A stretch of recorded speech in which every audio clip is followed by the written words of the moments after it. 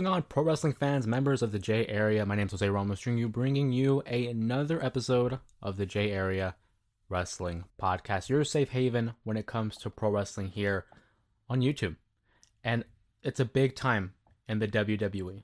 It's a royal time in the WWE because the Royal Rumble event just right around the corner. February 1st, the annual tradition that brings us to the beginning of the road to WrestleMania. The Royal Rumble, one of my all-time favorite events in pro wrestling. It's an opportunity to see a lot of the stars of the past, the present, and even the future all interact with one another within a squared circle. 30 men, 30 women competing for an opportunity to earn their spot at WrestleMania and have an opportunity to challenge for the championship of their choosing. And this year's Royal Rumble seems to me it's going to be probably one of the biggest Rumbles in recent memory. You'd have to go back to maybe 2017 when you had The Undertaker, Bill Goldberg, Brock Lesnar, Randy Orton, and others as well that were involved in that Royal Rumble, and people were really hyping it up as the biggest Royal Rumble at that point. But they haven't really done that with this one. You see, they haven't really used the verbiage or the vernacular in describing it as the biggest Royal Rumble of all time. But you look at the list of names that have already been announced, that have declared for the Royal Rumble match, and it's a who's who of Hall of Famers.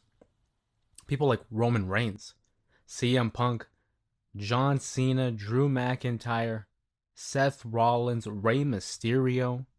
Some former winners in that list. Some people that haven't won the Royal Rumble yet as well. I believe LA Knight and Jey Uso have also been nominated or declared for the matchup itself. Star-studded affair. I mean, we're talking top to bottom. Is this going to be one of the best Royal Rumbles of all time? I think in recent memory, in the Triple H era, if you will, it does have that potential. It certainly does. When you have the caliber of stars, as I mentioned, that will be associated with this matchup. A lot of people think the 1992 Rumble is the greatest Rumble of all time. And why is that?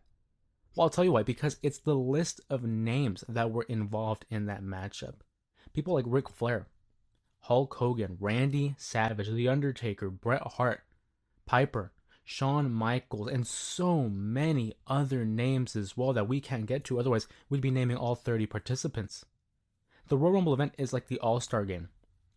It's where you get to see the biggest stars in the company. And not only that, during the current climate of the professional wrestling world, specifically within the WWE, it opens up the opportunity to see legends of the past and maybe some guests from a certain promotion like TNA.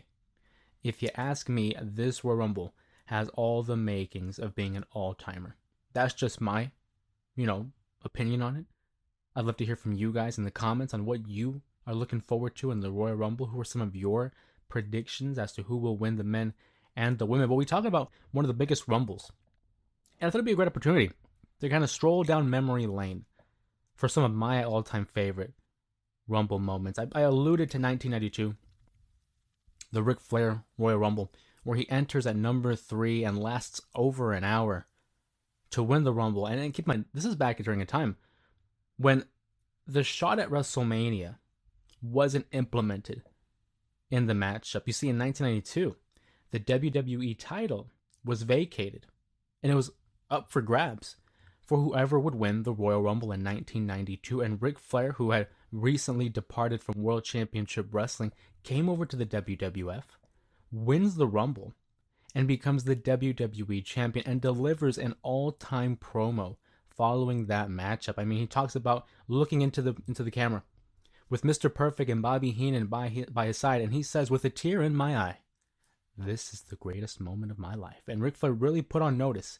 how significant, how grand this moment was, not only for him, but for the world of pro wrestling. To have someone of Ric Flair's caliber to come over from the competition and be in the WWE, then WWF, and become their world champion.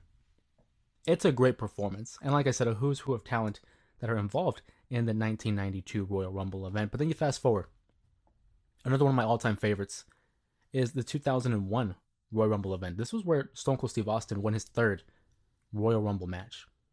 But again, a star-studded affair. You have Matt and Jeff Hardy starting off the matchup. Obviously, Ron Simmons is there as well. People like The Undertaker, Kane, Stone Cold, The Rock.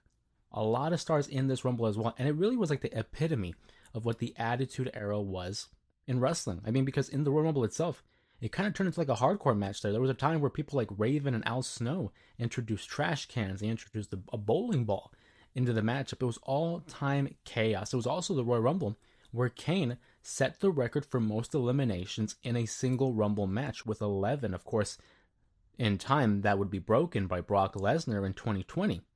But it all starts from there, for me, the mid-2000s. That's the sweet spot for me. You know, people who are aware and are familiar with the content that I produce here on YouTube. You know, I grew up a fan of the 2000s, so I'm kind of partial to that. Another one that I really enjoyed is 2005. In 2005, that Royal Rumble matchup really sticks out for me because it was during the time where, memory-wise, a lot of things stick out in my fandom. That roster in itself had people like Cena, Batista, Edge, Rey Mysterio, Jericho, Benjamin, Eddie, Benoit, Ric Flair, Batista. Like I said Batista twice already because he won the match, but it's like so many stars from that era, so much quality stuff that came out of that Royal Rumble. I think it's an underrated Rumble, and I think a lot of people remember it for the ending, that controversial finish where Batista and John Cena, you know, the two pillars of the future, really, because we knew that post Stone Cold Steve Austin, post The Rock, and even Brock Lesnar was gone by then, the WWE was in need of that next face. They need that new star for the company, and you had Batista and John Cena standing far from each other in the ring, and it was the ultimate symbolism.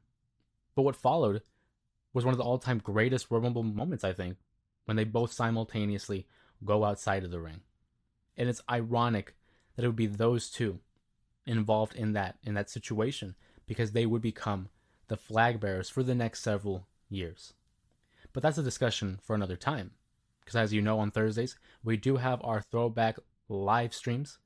We talk about some of the moments in the past, whether it's, you know, a little bit controversial, whether it's the stuff on TV. And the Royal Rumble, of course, is coming up. So it's a Royal Rumble themed live stream. So if you want to hear more about that 2005 Royal Rumble incident, make sure you go ahead and you cast your votes in the poll in the community tab. We talk about the Royal Rumble. I'm a very big fan of the men's. I mean, it's an all-timer so far. And we don't even have a third of the participants announced yet. Then I look over at the women's Rumble. And as of recording, you know, as of Monday afternoon, there's only Nia Jax that is declared. Some people are complaining, whether they're valid or not, that the pushing and the promotion of the women's Rumble matchup isn't really up to par with the men's. I think you'd have to agree. The men's Rumble right now is looking like an all-timer with the names and the participants associated with it. But with the women's, there hasn't really been a sense of urgency to enter that Rumble matchup. Nia Jax, like we said last week, was the first to announce, to declare her entry into this year's Rumble. And aside from that, we haven't really seen a lot of hoopla regarding the Women's Rumble. I think that changes this week. I think you're going to see an increase in significance on Raw, on SmackDown, maybe even NXT. But I do predict that this week we're going to see an increase of intrigue, of interest into this Rumble. Is there time? Yeah, there's still time for them to develop a lot of momentum and interest in this matchup. Are they kind of falling behind? Maybe a little. Maybe a little. But I have faith. The women's roster itself is stacked. You know, Nia Jax, I think, had a great year. 2024. Don't think she's going to win the Rumble. But then you have other names, like a Io Sky, who I think should be considered a favorite. You have women across the board, even people who haven't been in the WWE for some time now because of injury. People like Becky Lynch and Charlotte Flair, potentially. I don't think someone from NXT is going to win, but hey, you could see a special appearance by someone like a Stephanie Vaquer, Julia, perhaps. And I really do think that we're going to see some more TNA participation on both ends. I think on both ends we're going to see someone from TNA make the jump, make an appearance in the Royal Rumble matchup. Of course, NXT has its partnership with TNA, and it's been big news that they have made a partnership with TNA and the WWE, formally announcing it online. We saw that TNA's Genesis pay-per-view took place this past Sunday. Jordynne Grace possibly wrestled her last match. It seems like she has. I mean, they've posted a lot of stuff on social media. They've alluded to it in the past. It looks like Jordynne Grace has participated in her last TNA matchup, and that really opens the door for her to make the jump to WWE, and I think that's what's going to happen. I think we're going to see Jordynne Grace in the Royal Rumble, as a reference, as a play on her appearance last year. Now, I've heard some people ask, well, what brand is she going to be on? Is she going to be straight to the main roster? I don't think so. I think she'll be NXT. I really do. One, as a way to kind of learn and adjust to their style of pro wrestling, but also because it's already built in. There's already a familiarity with her in NXT. I think eventually, yes, we will see her on the main roster, and probably sooner than later. But I think for the early stages, we might see her in NXT for a little bit there. But by no means does she need to be. NXT is seen as the developmental brand. But seeing people like Julia and Stephanie kind of cut their teeth and begin their time in NXT, I think it only makes sense to have Jordynne Grace do the same. But this NXT, WWE, and TNA partnership, I think is great for business. I really do. It's an opportunity to have more eyes on the product, and not necessarily specifically talking about the WWE, but I'm talking about TNA as well. Because you have cross promotion. Maybe there's some TNA fans who don't really watch WWE and now they have incentive to do so, and vice versa. I think it's huge.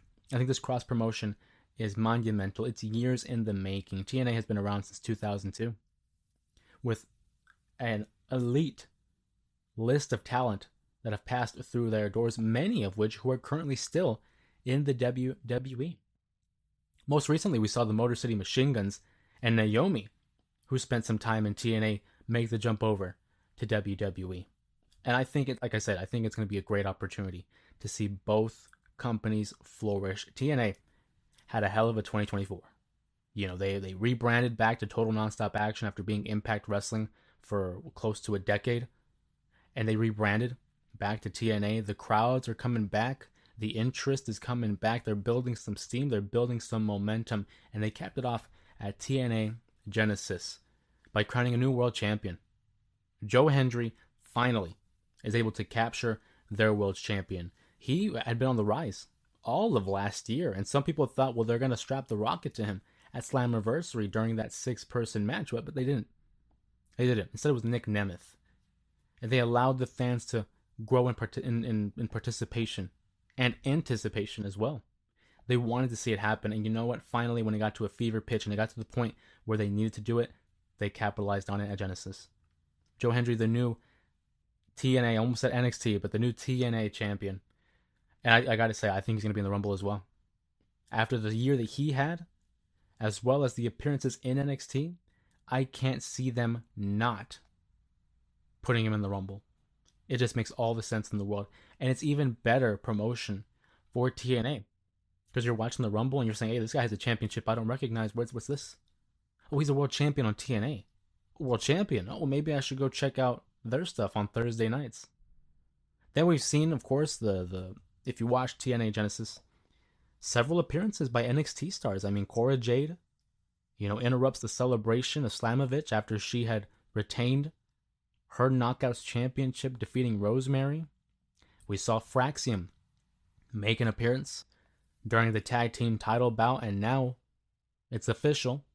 This upcoming Thursday, Fraxium will be facing the Rascals on TNA Wrestling, on TNA Impact. We saw a lot of crossover within the last several months, but Genesis had a lot of it. Ariana Grace was there. Ashante the Adonis was there. So we've seen a lot of participation from TNA over to WWE, but now it's the other way around. We saw a lot of NXT stars head over to TNA, and I'm all for it. I'm all for it. It leads to more intrigue. It leads to interesting TV and matchups that we didn't think we would be seeing, at least in this time period. Hey, sorry to interrupt, but if you're anything like me and can't get enough wrestling content, then you should consider becoming a member here on YouTube. You'll receive access to exclusive content like unique videos, live streams, shorts, and a more behind-the-scenes look of the channel itself. On top of that, once you become a member here on YouTube, you will receive priority first replies in the comments, as well as special shoutouts in future uploads. And speaking of future uploads, you'll also be able to get to decide what will be the future topics in these future videos. You can join the J Area and become a member here by clicking on the link in the description, as well as in the link under the About Me section. This is your big opportunity to see the J Area like no one else. We can't thank you enough for the continued support and the continued growth in the channel, so we don't want you to miss out on this exclusive offer. Now, let's get back to the video. Things we haven't seen in this time period. I mean, hey, you'd have to include Penta. What a debut. What a debut for Penta. I mean, if you haven't seen his work in Lucha Underground or in All Elite Wrestling, you guys are in for a treat, right? Penta had a tremendous debut, right down to the entrance music, to the presentation, the matchup itself. Penta is for real. They're already hyping him up as a successor to Rey Mysterio, which I know is a very tired use of a phrase. They've been looking for the replacement for Mysterio for years. I'm not saying it's going to be Penta, but I do think maybe he has a legitimate shot. The matchup itself was phenomenal, and I think they couldn't have found a better first opponent for Penta in Chad Gable. This guy can go. He can go with about anybody. And he really meshed well with Penta's style, that fast-paced, lucha libre type of style, complemented really well. It was all you ever wanted in a debut. If I'm Penta, man, I'm so relieved. I'm so happy with that first outing. He was able to cut a promo following the matchup, developing a connection with the audience, having his family in front row as well, displaying that emotion and the importance that he felt, being that it was his first night in the WWE. Penta, man, what can you say? And the matchups that we could see now. Imagine Penta versus Gunther. Penta versus Cody. Also some mid-card matches. Penta versus Andrade. I mean, dude, the matches, the possibilities are endless. It only begs the question, who's next? Because if reports are to be believed, and you know, I don't really like to dive into the realm of rumor and innuendo, but I mean, the internet's there, and it's free for everybody, and apparently reports are being said that there are AEW stars who may be a little unhappy, who may be disgruntled, and they were kind of hesitant to jump over to the WWE, but after seeing the presentation of Penta, people are more open to it. I mean, the obvious names that come to mind: Rey Fenix, Miro, Ricky Starks, Malachi Black, who was formerly known as Aleister Black. A lot of names could be making the jump to WWE. If that's good or bad, I mean, that's up for you to decide. But personally, I think it's a great opportunity for the wrestlers, for the individuals. You want to be able to cash in on your potential and see what your value really is. I think having alternatives is great for pro wrestling. TNA, AEW, WWE. When you have so many different avenues and so many different outlets for pro wrestling, it's fantastic for everybody. That's why I think we want everyone to succeed. Now, granted, some kind of struggling more than others, but the fact remains, when you have all these different avenues, it opens opportunities for many other people. And this TNA partnership is a huge one. AEW starts jumping over to the WWE because there was a time being there where a lot of WWE guys and girls were jumping to AEW. Now it looks like the momentum's kind of swaying back in their favor. And the WWE's been on fire. AEW, they're on the rise. They're struggling. A lot of complaints about their creative, rightfully so. But regardless, every company's going to have their ups and downs. The WWE had them. They had them for some quite time there. 2019 to 2021 was a little bit difficult for them. But AEW is in a kind of in a tough situation. We don't talk about AEW a lot here on this channel because predominantly the audience is really familiar with the WWE. But I do suggest, if you love pro wrestling, check out AEW if you haven't already. There's a little bit of something for everybody. Like I said, I will say, they're kind of in a lull at the moment in the last couple year and a half or two. And I have to touch upon the recent news. When we started filming this episode of the podcast, I wake up, I do my morning routine, morning errands, or whatever the case may be. And I come across my phone, jump on the old Twitter machine, and apparently breaking news. And again, these are things to be taken with a grain of salt. You and I aren't there. We're not involved with the inner workings of either promotion. But you've always said, where there's smoke, there's fire. And whenever something's coming up, you know there's something there. Apparently, there is a little bit of heat on Dr. Britt Baker, DMD, down in All Elite Wrestling. If these rumors and reports are to be believed, apparently she's been increasingly difficult to work with, namely with Tony Khan. Her interactions and her relationships with the other women in the division are in a spot right now where I think the word tension might be an understatement. She's had, outings with MJF. We know recently her and Adam Cole have ended their relationship. That was quite public for quite some time there. Britt Baker, one of the staples, one of the founding members of All Elite Wrestling, was basically pushed as the top women's wrestler in the company upon the creation of All Elite Wrestling. And now, apparently, it's being said that her role on AEW TV is probably going to be diminished. She might not be called up for much TV time. Whether that's the right thing to do or not, that's not for me to decide. This is me just bringing it up as a talking point and opening the discussion for other fans who might be fans of hers or AEW or just pro wrestling in general. That's what this has always been about. It's just a talking point. We're just talking pro wrestling. You are open to your opinion and I'm open to mine. But in recent events with Tony Khan and the whole Penta and Rey Fenix situation, the way he's mismanaged Ricky Starks, the Malachi Black booking, and now the Britt Baker situation, it's something that I think a lot of people might have seen coming. I mean, like I said, we saw her have that outburst with MJF not too long ago. There's been rumors and reports that maybe, and again, just rumors, I don't know anything more than you guys, if anything. But some people like to throw out the accusations that maybe she was involved in the whole reason why Cody and Brandy left AEW.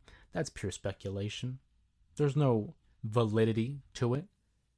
But still, it's something worth noting.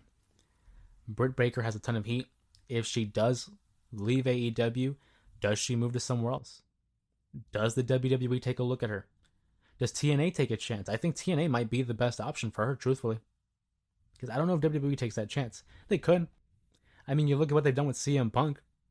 CM Punk, who's one of the greatest of all time, in my opinion, but is also well known for being a little bit high-strung, a little controversial, a little bit demanding, if you will. And he's worked out really well for them so far. It's been a perfect match. Great matches, great stories, great company man. I mean, he's representing them pretty damn well in this new era of pro wrestling. So maybe there is an opportunity for Britt Baker to make the jump over to the WWE, but I think that might be a little premature. Maybe it's a little too soon to be waving the well wishes of Britt Baker with her time in AEW. Maybe this is still something that's reparable, something that can be fixed. But we'll see, right? The status of pro wrestling, man, all-time high. We come in week and week out on this podcast and we talk about pro wrestling and how it's been so hot. And it's only getting more hotter. Recently, we've been doing an increase in live streams here on the channel as well, and I have much appreciation and thanks to give you guys, the viewers, the members of the J area, because you've made it such a pleasure to come in and talk about what we want to talk about. Without you guys, it certainly wouldn't be as much of a pleasure. So I gotta thank you guys for that very much. We've been having live streams on Sundays, on Mondays, and on Thursdays, and it's always been like appointment TV is a phrase that they used to have, where you had to watch the TV because that show is the one show you have to keep up with. But for me, it's really become appointment live streaming for me, because I always look forward to carving out that time to spend with you guys. So I thank you for that. The Royal Rumble, just around the corner. Monday Night Raw, it's going to be on tonight. We're going to hear from Lyra Valkyria, who was crowned the first ever Intercontinental Champion for the women's division. I think it was a great choice. Love Lyra. So I also love King Kota, Dakota Kai, but I think Lyra Valkyria was the move. We're going to hear from other stars as well leading into the Rumble. Saturday night's main event around the corner as well, where Jey Uso will be challenging Gunther for the World Championship. Jacob Fought 2 versus Braun Strowman. There's a matchup. There's a battle of the behemoths if I've ever seen one. What's going to give? Can the ring even sustain the mass that is going to be in that ring? Of course, we also have the Intercontinental Champion Braun Breaker defending the title against Sheamus, who is still on that quest to win the one title that has eluded him this entire time. Should be a great show. I think, honestly, it has the potential to be better, maybe match what the original Saturday night's main event did last month. But that's a talk for another day. Keep an eye out. We'll probably do a predictions video regarding the match card of Saturday night's main event. Also a prediction video for the Royal Rumble event. Of course, those will be of the week of those events taking place. But I want to hear from you guys. I want to hear from the members of the J area. I want to hear from you and open the door for you guys to participate. If you guys ever have any questions, any comments that you want to include in these episodes of the podcast, please make sure to comment down below or comment on any video because we see them all. So I want to be able to open up the forum to you guys and open up a segment on the podcast where it gives you guys the opportunity to ask questions, to voice your concerns, your opinions on the status of professional wrestling. So if you ever want to make an appearance, if you ever want to see your name, your username, or your question on the screen, make sure you drop down in the comments a question, a comment, or anything for your chance to see in a video. If you haven't already, hey, consider becoming a member of the Main Event Mafia, because you're gonna get exclusive content, videos, posts, early looks, first reply, priorities, things you wouldn't get as an average subscriber. Not to say we don't love our subscribers. We love our subscribers. But for those who actually consider to become a member of the Main Event Mafia, you're going to be opened up to another world of this channel. I want to thank you guys, of course, for joining me on this brief episode of the J Area Podcast. It's been a real pleasure. If you enjoyed this video, give the video a thumbs up. Comment down below any questions or comments that you want to include in future episodes, as well as make sure you subscribe to the channel to keep up to date with all the pro wrestling content that we produce here on YouTube. Consider becoming a member of the Main Event Mafia. And of course, with that being said, thank you guys for joining me. My name is Jose Ramos Jr. Hope you guys enjoy the rest of your day and enjoy the rest of your week. We will see you all in the next one.